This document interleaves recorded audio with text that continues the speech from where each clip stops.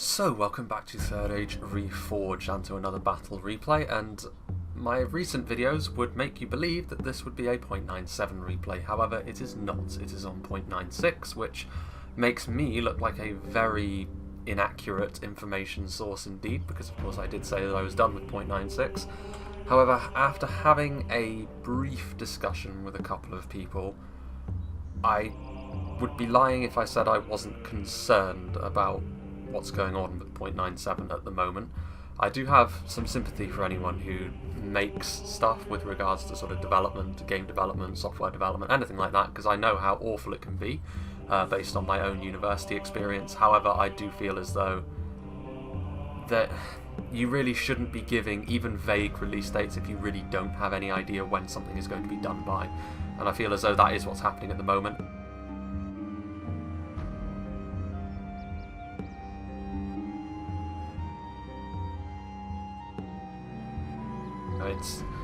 It's all looking a little bit unfortunate at this point in time, I have to be honest, and again, it's not really my place to be judgmental about these sorts of things, but it sucks for me, because obviously I did say that I had been done with 0.96, but I can't afford to be done with 0.96 if 0.97 is not going to release in the very imminent future, because that means I'll have a huge vacuous void in my content, and with how YouTube is, my channel will become irrelevant very, very quickly. So I do want to keep making content because I do enjoy this, but this sort of thing, it deflates my hype quite a lot, to be honest with you, because I was really looking forward to doing a lot, especially this week. I had a completely free week, which I was expecting to be filled with 0.97 stuff that I could do, both overviews and replays and all sorts, and it's all been a bit of a letdown for me personally, and I'm sure many other people are also getting a little bit antsy. And again, this isn't any slight on the developers at all, but this is just how things are. I mean, you can't expect people to keep their hype going forever when there are pretty consistent delays going on. I do hope that they manage to sort of sort things out soon, because 0.97, I've played it several times, I know what the content is, you know, it's going to be fantastic when it comes out eventually, I'm sure, but as it is, you know, it's all a little bit, again, I'm not going to disclose anything, and I'm not going to talk about it any further, to be honest with you. We're just going to be getting into a replay here, but it is worth mentioning that, to be honest with you, with regards to 0.97, I'm going to basically wash my hands of it until it's come out and I can talk about it again. I'm not even going to mention it from here on out until it's released, because it's done nothing but be awkward and cause a bunch of aggro for me personally. You know, because obviously people are expecting 0.97, so was I, but as it is, I think it's best if the developers are just given some space to work things out.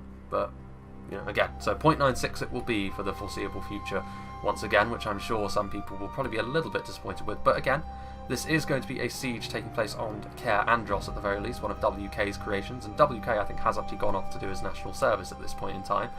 So to be honest with you, his departure couldn't have come at a worse time, to be honest with you, based on what's been going on. But still, WK's version of CAIR ANDROS, and it is going to be kind of lore-friendly if you squint your eyes a little bit. The reunification of Gondor and Umbar defending against Sauron's invasion of CAIR ANDROS. So we'll go through the attackers first of all, because of course that just makes things a little bit easier. We can go through the defensive positions in just a moment, starting off with Steel Unit playing as Mordor, who sent me the battle replay, so big thank you to him. So Mordor, of course, very much focused, split between their very numerous low-tier and expendable orcs, and then obviously they have some very nasty high tiers as well. That's going to be the case both here and in the upcoming patch as well. So we've got some orc fodder, of course, completely free for the first unit, very cheap even for the second and third units if you want to do that.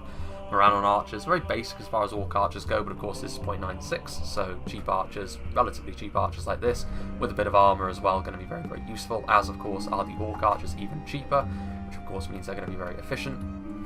We have some orc javelins over here as well. Cheap javelins have always been good, provided you can get them into position to rain down a bit of that cheap armor-piercing some of those cheap armor-piercing projectiles down upon your enemies. Of course, if the enemy is paying attention, they will try to shut those down. We also have some Moranon heavy maulers here, which again, orc factions in general tend to have these axemen that are on the cheaper end of the scale, and this of course means that you can get a good amount of AP in your army without too much of an outlay in terms of cost. We've got some Moranon infantry over here, which the Moranon infantry honestly are fairly bland as far as a unit goes. You know, they are just they do what they say on the tin. They're very much the bread and butter of Mordor's army. You can't bring them in quite the same quantities that Misty Mountains can bring their goblins, nor are they as good in terms of quality that the units that Angmar and Isengard can bring, but they'll get the job done. And it's the units that you surround them with which really sets Mordor apart from their Orc brethren. Brannon Halberd's very similar, of course, only a halberdier version of that unit. He's gone for the Númenórean Shadow Guard as well, which means that Mordor will have some rangers on the attack here. Brannon Halberds also, a couple of units of the Black Legion of Barad-dûr, and then over here we have some trolls, the Troll Catapult, the Olakai, which of course are very, very strong, the Troll Drummers, and then in here we've also got the Minas Morgul Bodyguard, as well as some Temple Guard. So obviously very, very nasty armor-piercing projectiles that they can utilise. Over the other side we have, again, more of Sauron's loyal minions, Rhudaur, commanded by Frodo. He's got a lot of units over here. Based on the amount of players in this battle, I would imagine that the keep of CAIR Andros is going to be where the majority of the action actually happens. The streets are going to be quite difficult for the defenders to hold against the numbers that are going to be coming at them. A lot of spearmen, a lot of Dunman spearmen, a lot of Rhudaur clansmen. Not great in terms of damage, even though Rhudaur do have a bit more of an aggressive edge to them. But numbers-wise, and also just keeping themselves alive, especially the clansmen with those big shields they have. Some of them have even got their armour upgrade as well, which makes them even tankier. Very, very nice indeed. Some Dunman spearmen pushing the ram up, which they will need. A couple of units of the Franadine pikes, which are very, very efficient indeed in 0.96. So it's good to see that Frodo has brought a couple of them. Obviously the shields will certainly help them in a siege situation like this. Some Witch Realm enslavers also. Very nasty armor-piercing troops. And just in behind here we also have some Coldfell Maidens. Very nice, obviously, Javelin Cavalry combined with Spear Cavalry. They're better, to be honest with you, at dealing with other cavalry units, but if nothing else, their Javelins will be useful to wear down enemy infantry lines as well, should they need to. Also got a couple of units of Rhudaur Marksmen over here. Lots of ammunition, but to be honest with you, they're still a cheaper archer, which will, that's going to be obviously very good in 0.96. Ettenmall's Troll Hunters are very good, obviously, for their javelins. Rhudaur very much focused around their hand-throw projectiles, and then a couple of units of the Franadine Berserkers. And then, the final offensive army we have is Vedetas, playing as the Orcs of the Misty Mountain, so you can just see the amount of numbers they have in their army, just ranks and scores of the Heavy Goblin units, Heavy Goblin Infantry. I'm sure there's some Heavy Goblin Spearmen around here somewhere. There's actually some Heavy Goblin Crossbowmen in there, as well as some Mountain Orc Berserkers and some Goblin Infantry. A lot of these units are hidden at the moment, but they're going to be moving very shortly into the fight. White Uruk Fearmongers, some Troll Drummers as well to keep all of these low-tier Goblins in check. Cave Trolls to potentially smash through lines. We do have some Heavy Goblin Spears. We have Azog in the Goblin King Bodyguard, and then of course some Blackback Mountain Berserkers as well. Some Siege Towers in there, but yeah, very much focused around their numbers, the Misty Mountain, so a lot of numbers on the attack today. The defenders, however, two factions which are very much at home, absorbing a lot of pressure on the defence, because we have a combination of Gondor and Umbar. Gondor played by the Vengeful One, Umbar played by Bloodbath McGrath. So the CAIR Andros Marksmen, you know, again, I've said that more expensive, heavily armoured archers in 0.96 aren't really the best, just because they struggle to be efficient, but the CAIR Andros Marksmen do have a unique selling point, and that is the fact that they do act as heavy swordsmen in melee. They pull out a longsword, wield it two-handed, which means they can do a decent amount of damage in melee as well. So, you know, they are a bit of a multi-purpose unit that way, which is good. Makes them a little bit more worth it. Belagai Halberds as well, so of course, again, the armour upgrades on these guys, the armour piercing going to be very useful against both of the Orc factions, just to give them that bit of extra damage. We shall see how well they can do there. Corsair Pikemen as well, so obviously, again, the Corsairs obviously getting those phalanxes down, going to be very, very important for holding back the hordes as they advance. The Corsair Blackguards as well, everyone knows how deadly they can be with their projectiles, and also they're not half bad in melee because of their dual-wielding nature. And then some Corsair Archers, as well as a Gondorian Ballista. That's actually just one unit of Corsair Archers, I should say. Some Belagai Footmen. It is worth saying that while Umbar and Gondor are both very good factions on the defence, both of them are good at very similar things, sort of heavily armoured infantry, which is designed to hold for a long time. Umbar have got the better cavalry in 0.96 especially, whereas Gondor certainly have the better spearmen. Ramasekor Garrison, a cheap unit, but Malicious Swordsmen may not be the worst thing here, because of course cavalry is unlikely to be as big a factor in this battle. There are Coldfell Maidens, but even then they're more dangerous for their javelins, and spears only work in melee, of course. Pelagian Marines as well, obviously javelins are going to be very useful, whether on the attack or the defence, if you can get them in range without them dying in droves, excuse me. Hope I haven't just given myself the hiccups. So, we have some Gondor Spearmen as well with the first level of armour upgrade, so again, this is very much the bread and butter for Gondor. Heavily armoured, very defensive spearmen, which in formation should allow them to bottle up the attackers as they come forwards. A little bit further in, we can see some Abrazanim and Narduzagar, the heavy Umbar swordsmen with the armour upgrade as well, to give themselves a little bit more of a defensive edge. And as if that wasn't enough, we've also got some CAIR ANDROS Swordmasters fighting on their home turf. Again, heavy swordsmen, very much focused around their armour as well, so 2 heavily armoured heavy swordsmen here. Still got some good skill, of course, but very good at keeping themselves alive. Of course, they should be able to kill low-tier orcs in droves. Crossbow Corsairs is another tool that Umbar have available to them. The Gondorians do not. Some Gondor Spearmen here as well. More Ramasak Garrison, Pelargir Marines and Gondor Spears, so a very similar sort of defence that they've got laid on over there. But just in behind, we have some Wardens of the White Tower, one of the strongest sword and board units in the game as far as a General's Bodyguard unit is concerned. So yeah, the Orcs, outside of their best units, especially for Mordor, you know, because their low tier units and their high tier units, there's such a big gulf between them. Low tier units for Mordor are really going to struggle against the Wardens of the White Tower, but they do have tools to deal with them, such as the Olag Kai and especially, of course, the armor-piercing Temple Guard. More slightly upgraded Gondor Spearmen. We've also got Castamir himself, who's been brought back into the fold, who is in the Naru Naaru Royal Guard, obviously spears. You know, again, the spears aren't going to be terribly useful because there aren't many cavalry units on display here, but still, multiple HP, good enough archers as well to cause a bit of a problem. The defenders do have some cavalry of their own as well, some mercenary crossbowmen, so again, more of a focus around the cavalry's ranged potential here, because, you know, mounted crossbowmen can do a lot of damage very, very quickly, but their limited range does mean that they do have a tendency to get focused down by both horse archers and foot archers. More crossbow corsairs, some Athelian rangers, of course on the defence, everyone knows how devastating they can potentially be. And then the final position over here, some veterans Vosgiliath up on the walls, some more elite units back here, including some Naru Naaru Sentinels, as well as some Númenórean Shield Guard, a couple of units of Castamir's Legion as well, again with their Gondorian style helms fighting alongside their brethren. Some Guards Vosgiliath, some Nimlothian Honour Guard, my personal favourite of all the Gondorian infantry, it's very, very strong. Umbar going into the red limit for Rangers, but considering how good Rangers are in a siege like this, that's not terribly surprising. A couple of units of Castamir's Rangers here, so that's 3 units of Rangers all in all. We'll see if that pays off, because of course the attackers could just skirmish them down with their cheap and numerous archers. Some Corsair Pikes, again, not going to be good against archers, but good at holding the line. We have Elisar's Vanguard, so Aragorn Elisar himself is going to be fighting in this battle, and then some Belagai Halberds, and I actually forgot as well, the attackers do have some units on the boats over here, albeit it's just a single unit of Goblin Spears, I think. Maybe another unit hidden. But yeah, they're a bit isolated. Yeah, there's another unit of Heavy Goblin Spears there, I think. But nonetheless, they could be a bit of a factor as they come down this road, but they'd probably be better off waiting until the attackers are there. So again, I will make a little bit of a cut, because I don't know whether the attackers are going to wait for the Misty Mountains to march into place. Even if they don't, they're still going to have to cross the river crossings and the bridges before the battle actually begins. So this seems like a good enough place to begin the battle, because while we don't have a melee engagement just yet, it is not far away, certainly, as the forces of Rudawa cross the river. Actually, the Gondorian Ballista is trying to kill off those siege towers, which is an interesting move, because the siege towers aren't just going to be useful as a missile shield, but also later on when they assault the keep, they're going to need to find a way over the walls and through the gates, or potentially through the walls.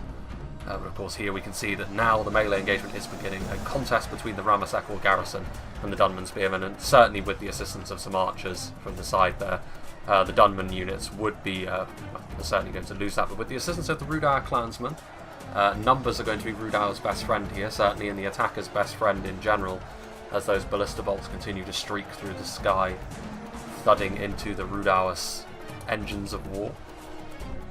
Also see there that some Rudawa marksmen trying to come up in support, but they do need to be careful, because certainly Umbar and Gondor are 2 factions which certainly don't mind a protracted skirmish fight between archers, and Rudawa, while they can swamp with numbers, they certainly don't have the same sort of armour values as their foes from the south and east. Pelargir Marines also using the buildings for cover, getting ready to potentially move out in support of their allies, but you can see there that the Gondorian archers that are in support of the Ramasak garrison really providing a vital service here, as they're really carving through the Dunman Spearmen, and they're allowing the Ramasak garrison here to continue to hold the line. And this is the benefit to having a militia tier swordsman unit. You know, for the most part, spears are going to be better, just because, you know, spears make for better fodder. You know, you can throw them in front of cavalry and they'll perform a little bit better. But there are situations in which a swordsman will do better, and this is one such example, especially when you're up against a faction that tends to rely on numbers and lower tier units, like Rudawa. Ramasak garrison can perform quite admirably on the front line against the right targets, so Gondor definitely going about things in the right way here. However, it is also worth saying that the Rudawa clansmen are a cut above the Ramasak garrison. The Rudawa clansmen are on this sort of a similar sort of unit from Rudawa, as the Gondorian spearmen would be for Gondor, but now the Pelargir Marines poking their heads out, and they are getting a couple of volleys off into the Rudar clansmen. Interesting choice of target, because as the battle goes along, the Rudar clansmen probably aren't the sort of unit which are going to be too much of a concern in melee, especially when it gets back to the fight towards the keep. Stuff like Castamir's Legion would easily be able to defeat the Rudar clansmen. You can see there the Coldfell Maidens also starting to make their presence felt as well in the front line, charging forwards, potentially going to throw some javelin volleys in there as well, as the Rudar archers continue to also force the Pelargir Marines into a retreat. The Ramasekral garrison are, well, they were shaken, but now they're steady. They need to get out of there quickly, however. If they don't, then the Coldfell Maidens are going to throw a volley into them. They could rout, of course, as the defenders.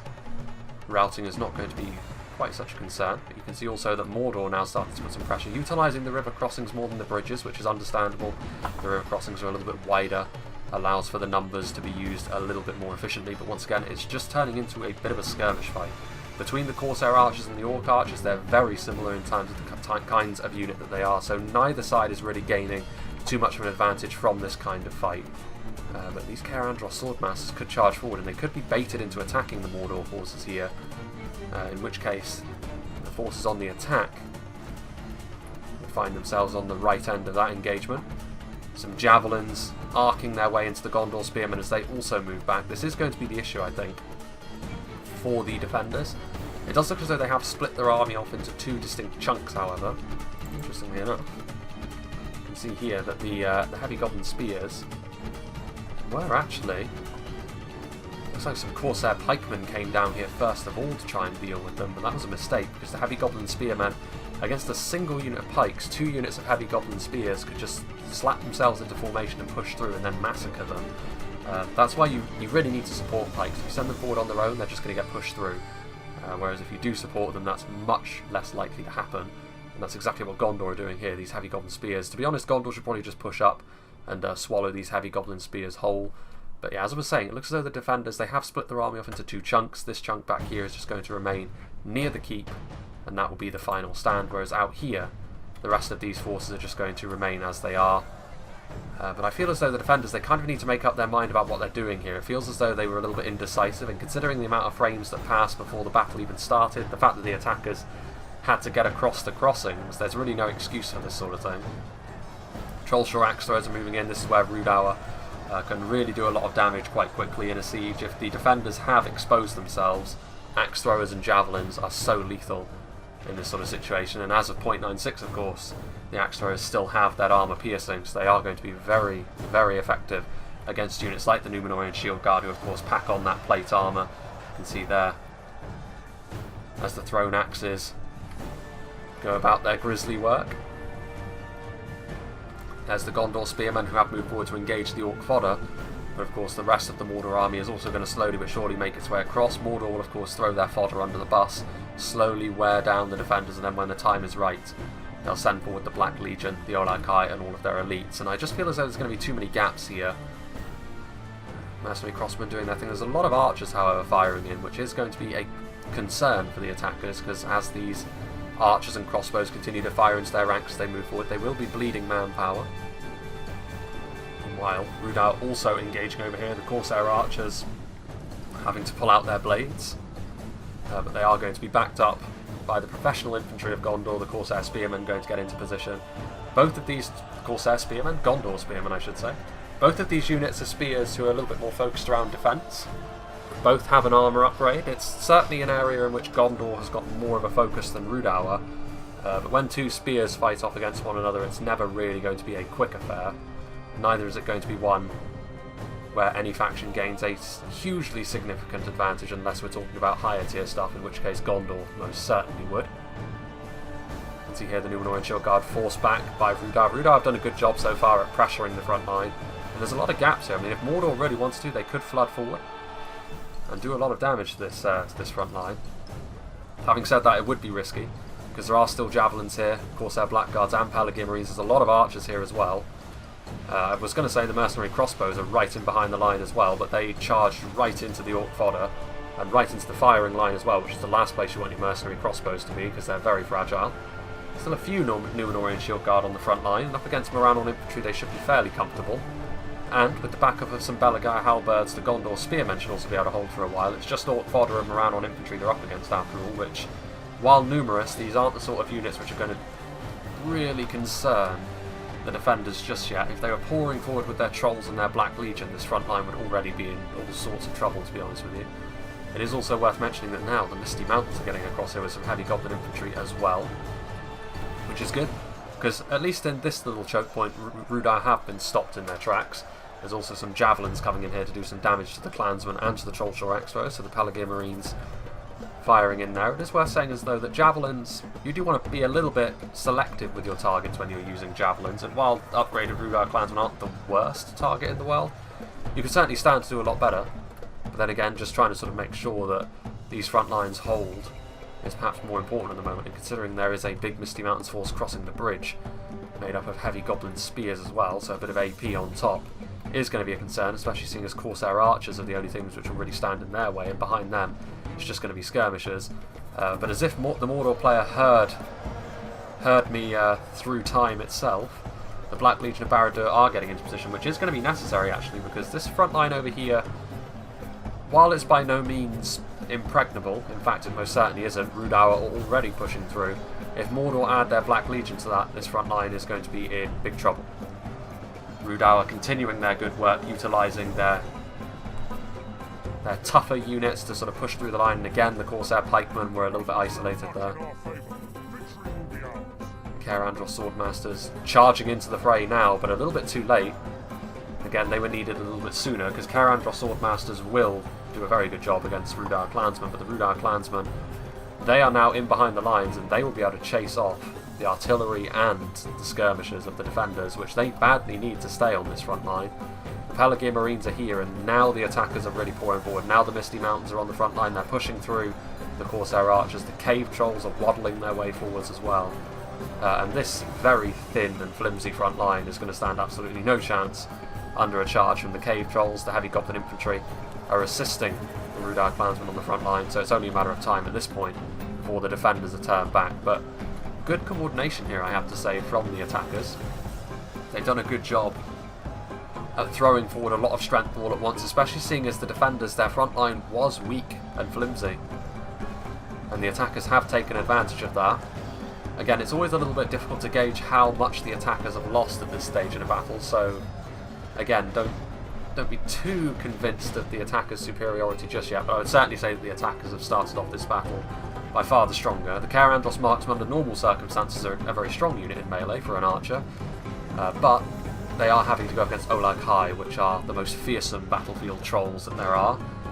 You can see that they are taking very substantial casualties already. Still the Gondorians trying to hold on to this front line, but you can see here that actually the Black Legion of Barad-dûr weren't as effective as I thought they were going to be. But even so, their presence on the front line will give Mordor a little bit more strength, as well as the Moran halberds coming forwards as well. And of course the CAIR Andros Swordmasters were committed forward, but they've only been committed to their doom, because now the Cave Trolls are going to be clubbing them in the back with those giant stone hammers and those huge tree stumps. And still, the defenders are committing units forward, which is admirable, but I kind of feel as though this front is already kind of lost, to be honest with you. Mordor really pouring in now, though. You can see that Mordor have got a lot of numbers on the field, but not an awful lot of quality. Olag High, Temple Guard, and Minas Morgul Bodyguard. Even the Black Legion of Barad-dûr, to be honest with you, are not the finest units in melee. They're very good at pushing, but that's pretty much where their use ends. When it comes to being in sustained melee, both Gondor and Umbar will have no issues in finding units capable of defeating them. The ones at the White Tower have been pushed forward as well to try and stop the advance, but it's a kind of a feeble effort at this point. They may very well get a good amount of kills against Goblin infantry, heavy Goblin spears, and Rudar clansmen, but I think perhaps it would have been the better move to try and form up a different front line here. Because it feels as though at this point the defenders are just trying to go into a fighting retreat. Pretty much constantly. They're having to leave individual units like this unit of Gondor spearmen behind to sort of hold up the attackers for a little while. But in order to get all the way back to the keep, they're going to have to sacrifice so much that you question whether or not they're going to have enough left in the tank to withstand another assault. And Rudar have done a pretty good job here, I have to say, so far. Like they led the way into the settlement, and they've done well. Mordor followed them, and then when the time came when the Misty Mountains arrived, because of course their deployment zone was a little bit more awkward, all three collapsed upon the defenders, and the defenders didn't really have an altogether well-organised line, to be honest with you. Like, the defence wasn't particularly organised. It felt like they were still making up their mind about what to do. And there's only so much time you have before the attackers will come forward in force, especially when you're dealing with two orc factions. The two orc factions that are most about deploying a lot of numbers as well. Both Mordor and the Misty Mountains rely on those numbers, and Rudauer, as far as an Evil Men faction goes, are quite similar, so can't afford to dawdle too much. You need to organise yourselves, and when you're organised, your quality can be used to great effect. When you're disorganised, you're playing into particularly an evil attacker's hands. Still, the Warns of the White Tower doing their best here. Some Snaga skirmishers, actually. Snaga skirmishers will be a useful tool to try and burn down these Warns of the White Tower just a little bit quicker. But by the same token, those Warns of the White Tower are going to fall away eventually anyway, so you might as well save that ammunition for the final assault on the keep. Meanwhile, what's going on here? Orc fodder. Still a few units. Those Gondor Spearmen are routing, so they'll go all the way back to the town centre. The Ballista crew, the Ballista itself is lost, so they'll just be thrown under the bus to try and stop the cave trolls. I thought that was a Franadine Noble unit then, but it's not. It's just the Coldfell Maidens. They too have been routed, which again is not too surprising if they charge forward all on their lonesome. Mercenary Crossmen and Corsair Archers also trying to do damage to the attackers on the advance, but it's Trolls leading the way, so a unit of low-tier Archers is unlikely to yield the results they want. Crossbows, on the other hand, maybe a little bit more so, but the Cave Trolls have already done a decent job in this battle, but they will be hoping to hold on to some Cave Trolls for the assault on the keep. Yeah, these units that are outside the keep need to get in. They need the shelter of the walls at this point, the defenders. If they don't make good use of their fortifications, they're going to be in massive trouble.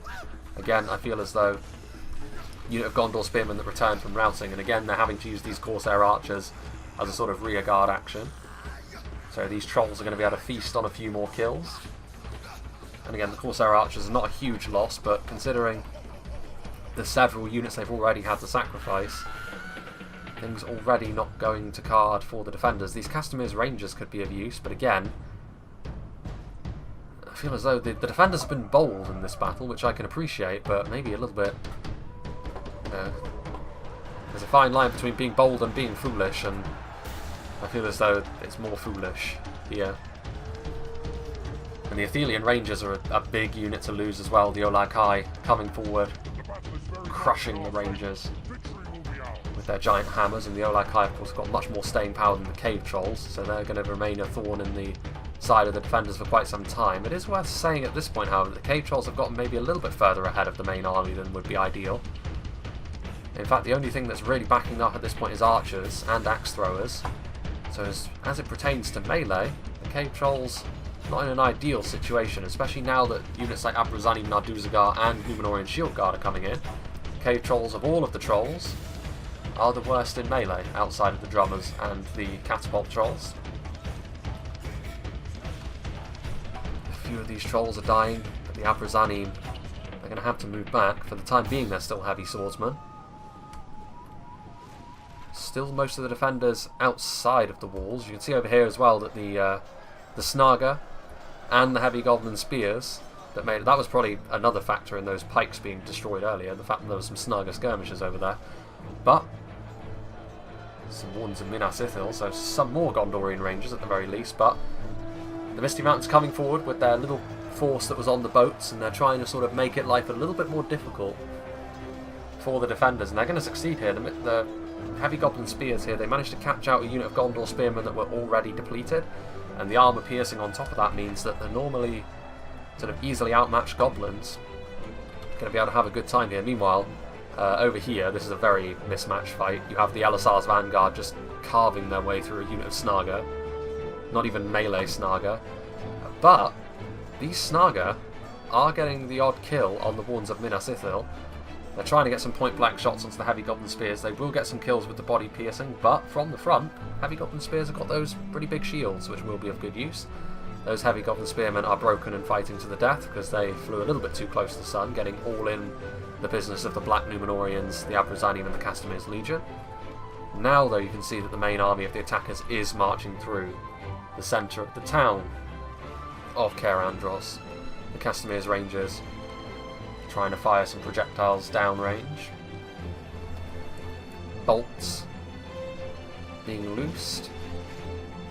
Corsair Blackguards there as well, but you can see here the Castamir's Rangers, this is the danger of using Rangers, is the fact that they are very, very bad at taking damage. To be fair, most things are going to be pretty bad at tanking axe thrower fire. You really don't want your Rangers on the front line. They're like the unit you have to wrap up in cotton wool and deploy only when the time is right. They're not a line archer. You send them out there, it's a hideous waste of their potential.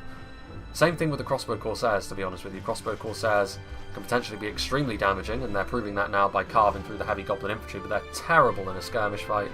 Very low armour, very much glass cannons. It's a very weird way in which the defenders have decided to approach this defence. It's like they're trying to face tank most of the damage that the attackers can do to them, but the problem with doing that is the attackers have got far more manpower that they can afford to burn in comparison to the defenders. Still, maybe the quality will shine through in the end, especially when you've still got units like Castamir's Legion, like Elisar's Vanguard, there's also the Abrazanim here, overrunning and overwhelming this unit of heavy goblin spears that started off on the boats. We'll see if that holds true. The problem now, though, is of course the main army is continuing forward, and with regards to resistance here, there's not a huge amount of it. Again, most of it is archers, and I have to say, I feel as though that this is kind of the problem that the defenders have run into. They've gone for all of their really high damage archers and ranged units, right? They've gone for their javelins, they've gone for multiple units of rangers, both of them. They had very little in the way of skirmishers that could engage over a long period of time with like orc archers, and that's usually something that Gondor and Umbar both don't really struggle with. They had the Corsair archers, sure, but they weren't in particularly big numbers. They also went for the crossbow Corsairs, so they went for a lot of skirmishers, both of them. And in both cases they went for the more high damage, more fragile skirmishers. And ultimately they've had nothing which could just engage with these archers. And that's proven to be a real problem for the defenders here. So it may be that their composition is really working against them here, because of course then they don't really have much that they can put on the front line either. They had the Goblin Spearmen, the Gondor Spearmen, but they're already pretty much all dead, to be honest with you, after the defence near the river crossings. And now forward come the heavy Goblin Infantry. Rudar Marksmen also coming in, this unit of crossbow Corsairs being swallowed whole as well. The Cave Troll Drummers making sure that they stay in the fight for just that little bit longer. The Naran Iron Guard will be significantly tankier than any Ranger, but there's only so many of them. They're a very small unit. As with most General's Bodyguards, you really need to surround them with other archers, otherwise they can be focused down. Abrazanim Narduzagar as well. So the Goblin and Snaga expeditionary force that was sent on the boats has finally been destroyed. But I really do think that now the time has come to retreat back inside the walls of the settlement, because it's not as if the defenders don't have anything left at all. They've still got some very elite units in here. But the attackers have not had to use their elite units yet at all. And again, they're having to throw a single unit under the bus to try and hold the line. The Abrazanim Narduzagar, victory is almost a certainty. While they're facing the heavy Goblin Infantry and the Rudar Marksmen, that will remain the case. But eventually you'd have to say that they're probably going to be overwhelmed.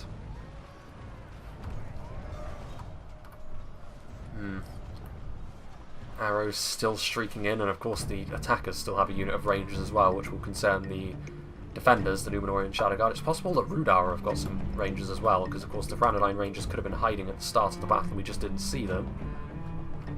That would be bad news also. Yeah, now more of these units are going to head in to the keep itself, which will of course mean that the attackers will need to force their way in somehow through some sort of siege equipment. They have. Well, I guess they could knock it down with the catapult. They don't have any siege towers nearby. They don't actually have any rams nearby either, which is interesting. Some of those units are actually turning around to engage some of the more isolated attackers, as the Umbar, Abrazanim, Narduzagar continue to hold the line against the Goblin Spearmen. But as soon as I say that, they start to retreat as another unit of Goblin Infantry depleted, but yet more numbers arriving on the front line. Corsairs, so they're just sort of rotating them out and sending forward some units that they care less about losing to try and hold them in place, while they perhaps try and kill off the rest of the Cave Trolls, but that is that unit of Castamir's Rangers completely destroyed. Some Goblin Infantry moving forwards as well. Rudar Marksmen positioning themselves. I am interested to see But overall, I mean, we are heading towards the final 10,000 frames, to be honest with you, and I am interested to see, actually, what the attackers do to gain entry into the keep, because you would imagine that eventually the defenders will sort of get the hint that they're just being massacred outside their walls, and they need to try and make the engagement narrower than they have. And again, if you're the smaller army, you need to try and make the engagements narrower and more about quality if you can, or to utilise your ranged units in a more focused fashion. You can't afford to play the game of trying to sort of stretch the enemy, because the only one that will end up stretched is you. And I feel as though that's what the defenders have, that is the lesson the defenders have learnt most harshly so far. The fact that the attackers still have so many of their more disposable units available to them, like heavy goblin infantry, there's a lot of the lower tier Rudau units still available, there's a lot of the Mordor armies still here as well, would be enough to concern me if I were on the defending side. They still have rangers, a good amount of rangers, but I don't know. I just don't know. Rudau clansmen shuffling their way forwards as well. Goblin King bodyguard getting closer to the action. Still have the Olag High as well. A lot of trolls. The Olag High are going to be a problem for pretty much every unit in here, except for the really elite stuff, the Alisar's Vanguard, especially the Nimlothian Honor Guard, actually, with the extra AP that they do. Some routing units, interestingly enough. Yeah, I mean, Umbar really are the ones that well, Umbar do have some Castamir's Legion, they do have some units which are actually retreating inside now as well. Some Blackback Mountain Berserkers were the ones that were trying to chase down this unit over here, and they are actually going to be able to completely destroy what was left of the Abruzani Narduzagar. Blackback Mountain Berserkers, of course, very, very lethal when it comes to their attack. Yeah, so this is how the attackers are going to approach it. They're going to utilise their catapult. They do have a siege tower coming up as well, actually, a single siege tower. So they are going to be able to knock some holes in the walls, use some siege towers. The gates are probably going to remain closed, that means, unless they are shuffling up a ram now. In fact, yes, they are. There is a ram on its way forward. It's still a fair distance away for the time being. Some Dunman Spears, Ranadine Pikemen, again, pikes. There's still Witch Realm Enslavers. Still a lot of elite units on the attack that they can use. Damage done to the walls. Just one Abrazanim left, and then he was just run through with a halberd. Those heavy goblin spears, better be careful, they're shaken. Not surprised with chunks of the wall raining down upon them. We've got here some big force massing at the base here. These towers are actually going to get some kills while this is going on. You can see at this unit of heavy goblin infantry there are a few corpses on the floor, but they're not. It's not going to be terribly important, to be honest with you. Very low amount of kills that this is going to be in the end. Still, at this point, every little helps, to be honest, for the defenders. They need something to go their way. What's going on back here? Yeah, Castamir's Legion. Like, they do have some units of good quality. They've got rangers, they've got crossbows. But I just don't think they have enough left, the defenders. I feel as though they've already wasted a little bit too much to really come back here as the walls continue to crumble.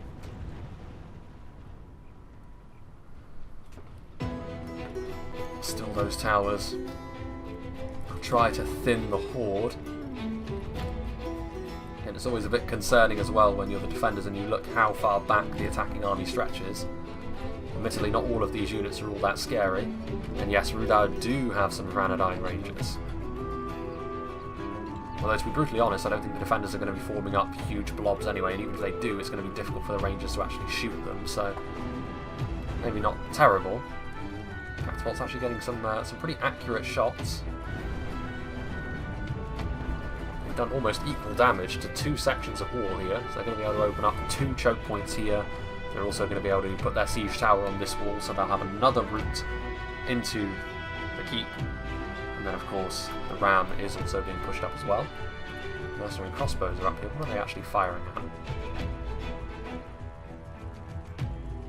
Winding their hand crossbows up. I can only assume it's the heavy goblin infantry. Yeah, it is. But, I mean, heavy goblin infantry is not an overly impressive unit, to be honest with you, and they're falling away very, very slowly, despite being under crossbow and tower fire. So there we go.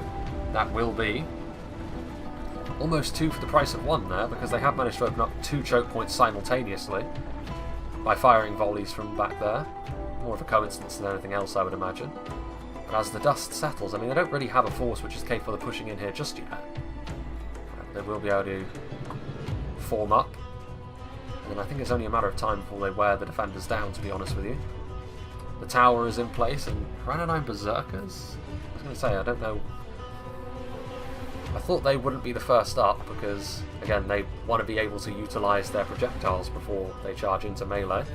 I'd imagine the goblins are going to be the first up on the walls, because they're a little bit more expendable. And still the attackers just sort of massing, waiting. Once again, I feel as though this is going to be a battle which is going to be over very, very quickly. In terms of this engagement, I feel as though the attackers are just massing up and then they're going to utilise their numbers to try and crush the defenders. And with how the defenders have organised their lines so far, with how many gaps there have been in them, I can only imagine this will probably end in much the same way. Watching all this heavy goblin infantry.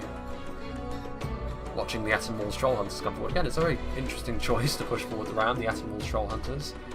The Javelin men, heavily armoured as they may be, unusually so for a Rudauer unit. And again, it's only a unit of Belagaya halberds, and again, just look at this. They're in loose formation.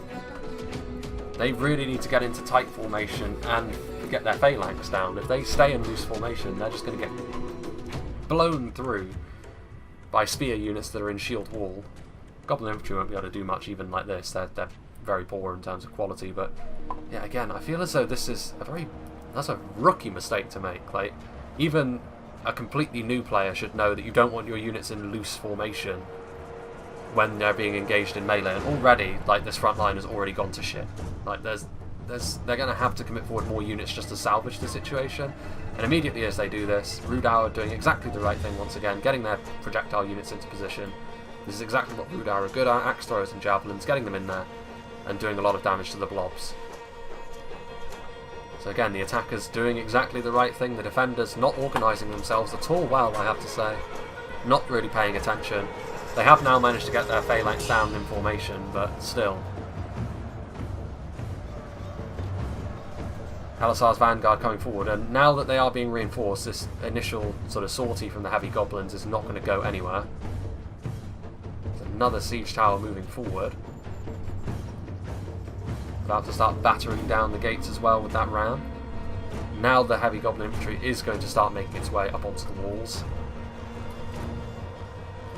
Granadine Berserkers continuing to shower the enemy with their thrown axes, doing a good amount of damage there to the Khalasar's vanguard. Exactly the sort of target you want to go after with a high damage, armour piercing projectile. Go after your opponent's most powerful infantry units in the Khalasar's vanguard already. Taking a good amount of damage there, so they need to retreat, they're forced to retreat. This is the problem, the attackers still have so much in the way of ammunition that the defenders, they're going to have to take these engagements. They're going to have to just tank the damage and hope for the best, I think. Which obviously isn't going to go too well, but neither is sitting back and allowing the attackers to pour in. Belagaya halberds receiving some backup from the Pelagia Marines, who are not useless in melee, but they're certainly not the heroes the defenders need. And as if that wasn't enough, a new front is about to be opened up as well, as the Rudauer battering ram continues to do its work. Up go the heavy goblin infantry as well, so again I feel as though this is how this fight's going to end. Once again there are going to be so many gaps that the attackers are going to be able to take advantage of. The defenders don't have enough infantry to cover them all. They would have if they retreated sooner in this fight, but I don't feel as though that's going to be the case now. Again, they're not going to be able to utilise this siege tower, I don't think. Some orc fodder making their way up onto the walls. That gate is now open, and now heavy goblin infantry are going to be able to pour through that gate as well. So while the defenders are going to be able to hold on to this choke point for the time being, even if the Granadine Berserkers are pretty savage in melee themselves, now the gate is open. There are 2 siege towers on the walls. There's only 4 CAIR Andros marksmen holding down the outer walls at this point. How much infantry do the attackers have left? I mean, the attackers do have some force of stretch back over here, but I mean, to be honest, the size of the attacking army at the moment isn't enormous. Like, they are starting to lose their numbers, but the problem is they still have fully healthy elites, as well as units that can support them very, very well. They've got a lot of good synergies going on here, which is why I'm very comfortable in saying that the attackers will probably end up winning this. As the Granadine Berserkers, again, it's a very positive matchup for them when they're having to face down Gondor Spearmen with their very high attack, and the fact that the Gondor Spears have to deal with their own malice as well.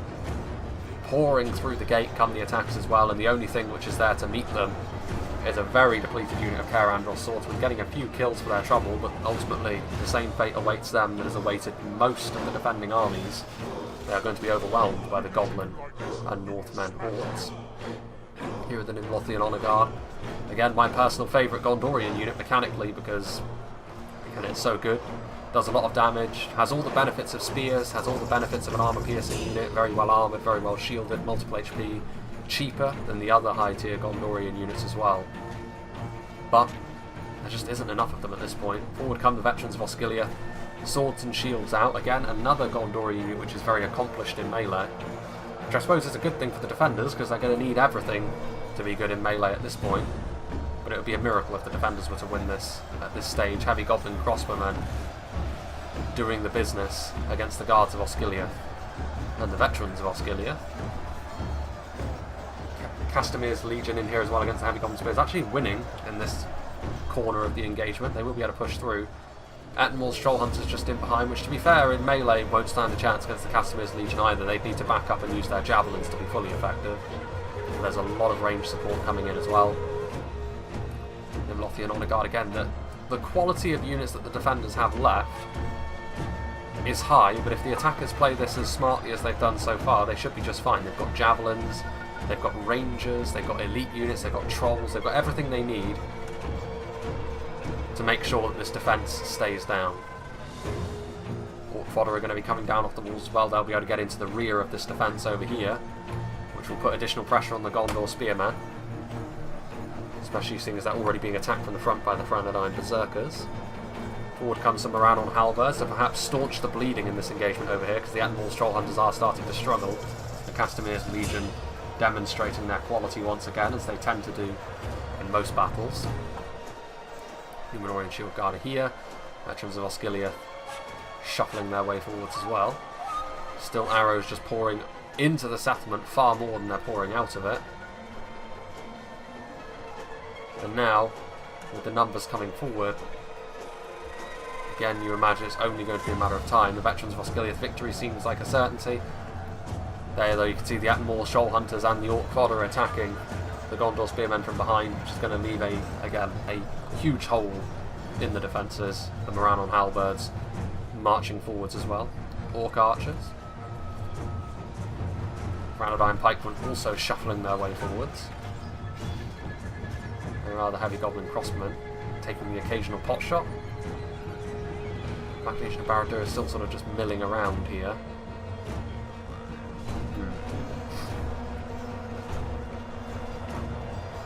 Again, if I were the attackers at this point, I would just throw everything forward. Just because if you do end up losing because of that, it would be remarkable, but also because if you don't, it would just mean that you can utilise your superior strength to crush the defenders, as the Nimlothian Honor Guard still fighting back to back. Again, it's just been all of these low tier units in such great number: Heavy Goblin Infantry, Dunman Spearmen. The Nimlothian Honor Guard should fight their way out of that engagement, to be honest. Rudar Clansmen against Gondor Spearmen once again. Of course, our Blackguard's still back there as well. Now you can see that more forces coming forward. Franadine pikemen, of course, so good on the front line. So efficient. Those shields will also help them should the defenders manage to train any of their archers on them. But mainly, of course, it'll be that phalanx, getting their pikes down, forcing back the defenders. There you can see that the Woods of Minas Ithil, trying to hold down the front line themselves. Now, they are multiple HP, but ultimately, you know, they're still not up to the same sort of level as most other bodyguard units in melee. Very nice blob, however, for the Corsair Blackguards to go after, as well as some body-piercing projectiles, so taking a decent amount of damage there, the attackers, but now the Castamir's Legion, which did come forward to try and answer this push by the attackers, is now going to have to go up against the Olar Kai. You can see, however, that the defenders have made it more difficult for the attackers in and around the keep. The attacks have certainly taken more losses in here than they did throughout the rest of the battle. So you wonder why the defenders didn't do that sooner, why they didn't save even more units. Saving some of those crossbows, some Castamir's Rangers, a couple more infantry units. And this fight could be turned around, but as it is, I just don't see how they're supposed to do that. The Nimlothian Honor Guard are retreating. They're trying to retreat up the hill, but again, I really don't see the point in that. Because because again, even if they do put up a last stand, they're just going to be overwhelmed eventually. And there's still yet more units back out here. Cave Troll Drummers are here, there's Mountain Orc Berserkers, White Orc Fearmongers, again more elite units that haven't been used yet, Goblin King's Bodyguard. And now, to pour salt into the wound, we have the other unit of Black Legion of Barad-dûr forcing their way through the Castamir's Legion. The Pikes are coming forward now, but Pikes are not going to do the trick against Great Shield units, because of course they can just force their way through easily, and that's the weakness of Pikes anyway. Especially Pikes that are on their own, like the Naru Sentinels. They're better than standard Pikes, of course they are, they're one of the best Pikes in the game, but it's still not a favourable engagement for them. Is there only one Olag Kai left? Oh no, there's still 10 of them left. I wonder why they left melee then. They were just crushing the Castamir's Legion, although to be fair, I do see the Minas Morgul Bodyguard in here, including the Mordor General fighting on the front line. The Castamir's Legion most certainly on their last legs at this point. Forward come the Castamir's Rangers in melee. I think everything's just being committed forward at this point, which they may as well. Veterans Osgiliath and Nimlothian Honor Guard ran all the way up to the town centre for no good reason really, and now they're going to have to run all the way back down again. Here the Attenmore's Troll Hunters skewering the Palagear Marines and the Castamir's Rangers. Pesky ranged units. This is the last sight the defenders wanted to see as well. Blackback Mountain Berserkers. That unit, of course, their Blackguards must have done a lot of damage actually, because there's a lot less attackers going through that gap now. And the attackers, to be fair, the attackers are going to have to commit forward most everything they have. And I say that actually, I didn't realise they still had some more units back here. Another unit of Pyranodyne Pikes and the Pyranodyne Rangers. So overall, it's looking like a convincing attacking victory. And that comes down to a couple of things really. I feel as though the defenders, they weren't organised enough. From minute one in this battle, they didn't seem organised, and that's always going to play into the hands of very numerous attackers. But also composition-wise, like you can't blame it all on the players, I think, because I don't think their compositions were all that well suited for facing the enemy they were up against. They didn't have enough standard line infantry holding units that they didn't mind losing. Like, yes, they had the Castamir's Legion, but they clearly wanted to save them for later. They didn't have any Gondor infantry, they didn't have enough on the front line. All of their skirmishers were very high damage, but none of them were particularly durable, so that allowed the attackers to utilise their far cheaper, more efficient archers to really do some damage. Like, again, it was reckless, I think, was the key here. Castamir's Rangers and Athelian Rangers being wasted, it's never a good thing when you see that. Olag Kai coming forward. And ultimately the attackers have just played better. They've utilised their tools well. They've known when to push, when to back off. They've moved as a group pretty much all the time, combining their their strengths I should say. Special mention to Rudauer as well, because Rudauer first initiated, and of course the advantage to bringing Rudauer is you always have those javelins and axe throwers, which are always going to do a good job for you. The Goblin King Bodyguard now pushing in, making sure the Corsair Blackguards can't get away. The Blackback Mountain Berserkers ripping and tearing their way through the crossbow Corsairs. This might even be an admit defeat, to be honest with you, because I don't think 500 frames is going to be enough for them to kill all of these units, although maybe it will. The Nimlothian Honor Guard have already broken. Yeah, I think maybe it will actually. All the units left will probably end up routing. Naruna Royal Guard, only 6 of them remain.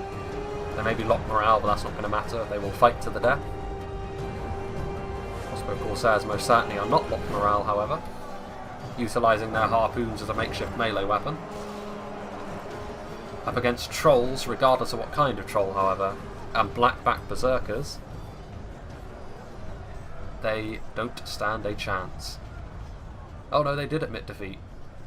Well, fair enough. I mean, there was no chance, obviously, the attackers pouring in through.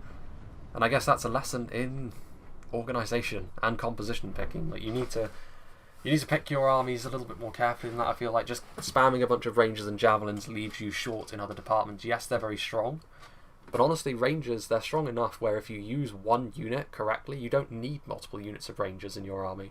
Like, we've seen them get, 2,000 kills is the upper end we've seen them get before, but it's rare they'll get that. 800 in a siege of this scale is not unheard of. You don't need 2 units of Rangers for that. Like, you're not going to get 4 units of Rangers and think, yes, well, one will get 800 kills, that means between 4 of them, they'll get 3,200 kills. That's not going to be how it works. So, I feel as though they went a little bit overboard on the Rangers. The Javelins as well, like 2 units of Palagear Marines, 2 units of Corsair Blackguards, 2 units of Crossbow Corsairs. Too many ranged units that just aren't good in a prolonged skirmish fight. And, yeah, the composition hurt them. They didn't have enough infantry, didn't have enough line holding units, and to add on top of that, I don't feel as though the defenders were well organised at all. The attacks, on the other hand, did everything correctly, really. They didn't really have to sort of strain themselves too much, but Rudauer initiated. Then they waited for the Misty Mountains to be getting into position before they really started to commit forward, because Mordor engaged, but only with a few units. And then when the Misty Mountains arrived, the Cave Trolls, loads of heavy goblins were thrown forward. Mordor also sent forward their Black Legion. The Rudauer clansmen started to push through the lines. Very well coordinated overall, whether by intention or whether it was just accident. Who knows? But big thank you to Steel Unit for sending this one in, because if the content is going to continue at a pace, I am going to need 0.96 replays now, ironically enough. And honestly, this situation with 0.97 has also brought sort of sharply into contrast the fact that being a mostly mono game channel like I am, obviously with Third Age Reforged, and that is because people do want to see it more than anything else, it does mean that when there are sort of issues like this, it means that my channel grinds to a halt, and I have to sort of, let's say worst case scenario, Reforged were to shut down tomorrow. That's not what's going to happen. Obviously development issues are different to the mod being shut down, but if Reforged were to shut down, my channel at this point in time goes with it. So again, I need to diversify just for the security of my channel, if nothing else. So I'll think about that. Again, I've thought about doing some Age of Empires 2 content, but then that would be more with the release of the definitive edition, which is not until autumn. So while summer's still going on, I'm not sure, to be honest with you. Like, more Total War content, I feel as though people are more likely to respond positively if I do mod content. So I was thinking maybe, with regards to Medieval 2, maybe a bit of stainless steel is always an option. Medieval 2 has got quite a lot of diverse mods, as it happens. But we shall see. I do feel as though I need to branch out a little bit. This sort of situation with 0.97 being sort of consistently delayed has sort of convinced me that I need to diversify for the safety of my channel, more so than just the fact that I want to. Because I don't want my channel to just wither away into nothing after all that has happened. I'm quite attached to it at this point, and I would hate just for it to fade away into nothing just because, I was too static and didn't do enough, basically. So, yeah, if anyone has any suggestions, I'd be willing to hear them. But yeah, 0.96 is back. It's risen from the dead, as it were, and I will be continuing to do content for it, and I will not be mentioning 0.97 or sort of, release dates or anything anymore. I will not be sort of drawn into that sort of thing from this moment on either. The next time you hear me mention 0.97, outside of just sort of comparisons and stuff in Battle Replays itself, the next time you hear me talk about it in detail will be when it's out, whenever that may be. So yeah, I hope you enjoyed this, and I hope you'll join me for whatever is next.